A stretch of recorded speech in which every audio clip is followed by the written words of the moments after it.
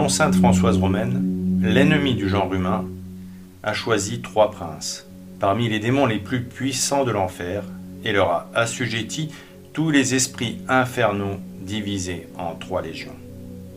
Chacune d'entre elles est spécialisée dans l'une des 3 concupiscences décrites par saint Jean dans sa première épître. Concupiscence des yeux, de la chair, de l'esprit. Ces 3 démons particulièrement méchants constituent ce que Mélanie Calva, la petite voyante de la Salette, nomme le Conseil des 3 ministres. C'est ce conseil qui mène aujourd'hui, avec la permission de Dieu, une offensive sans précédent dans l'histoire de la chrétienté, une bataille décisive pour reprendre les mots de Notre-Dame. Ils ont été libérés de l'enfer et se sont répandus sur terre à la fin du XIXe. Le pape Léon XIII en a été le témoin. Il a en effet vu les démons puissants détachés de l'abîme, se répandre comme une nuée sur la terre, et il a entendu notre Seigneur dire à Satan, qui affirmait pouvoir détruire l'Église, « Si tu peux, fais-le ».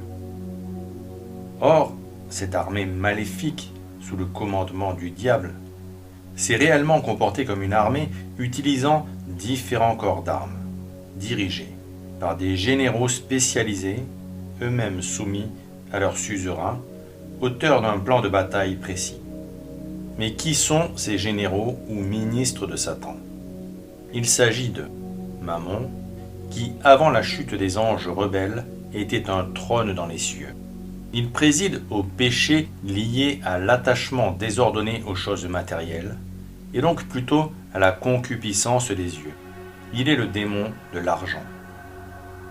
Belzébuth, qui appartenait au cœur des dominations, et qui, quant à lui, est établi sur les crimes qu'enfante l'idolâtrie. Il pousse à la concupiscence de l'esprit et à l'orgueil de la vie. Il est aussi le prince des ténèbres et de l'aveuglement. Enfin, Asmodée, qui dans les cieux était un chérubin. Il s'est vu assigner la mission diabolique de souffler sur la concupiscence de la chair. Il préside à l'impureté et à la luxure, si incompatibles avec Dieu, qu'elles éloignent de lui un grand nombre d'âmes. Ces 3 anges prévaricateurs secondent efficacement Satan dans son abominable dessein. Ils œuvrent conjointement dans le même but, l'avènement de la bête et le règne de l'Antéchrist, qu'ils préparent en détruisant tout ce que l'Église avait construit avec un acharnement et une efficacité démoniaque. Quel fut leur plan de bataille? Qui furent leurs valets ici-bas? Dans ce volume de la chute de Sardes, que vous pouvez trouver aux éditions du collectif Saint-Robert-Bellarmin, lien en description sous la vidéo, nous vous proposons de découvrir l'offensive de Mammon.